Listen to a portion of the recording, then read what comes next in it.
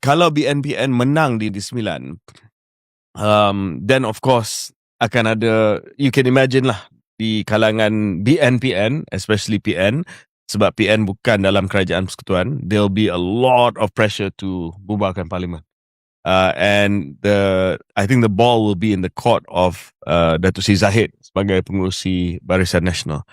There will be a lot of pressure in UMNO also, push Datuk Seri Zahid to withdraw support daripada Datuk Seri Anwar, to convince Sabah dan Sarawak to also withdraw support. Kerajaan ini tak boleh last, especially dengan anticipation that Sarawak and Melaka is going to come next, and it doesn't look good for PH lah. PH memang Sarawak kita ramalkan bahawa GPS is going to thrash PH, and Melaka kalau konfigurasi BNPN pun, it's not looking good for PH lah at the moment. So the writing is basically on the wall. Tetapi what I think Datuk Seri Zahid will do is, I think he will not rush this moment.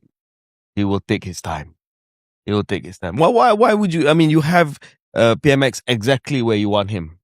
And you can take this time, you can tell people, kita tak akan tarik sokongan, kita menghormati bahawa negara dunia masih lagi berada dalam krisis, keadaan di Selat Hormuz dengan Timur Tengah ataupun Asia Barat masih lagi meruncing, of course what's happening with Trump and Iran, and come across saying that, we are people who are practical, professional.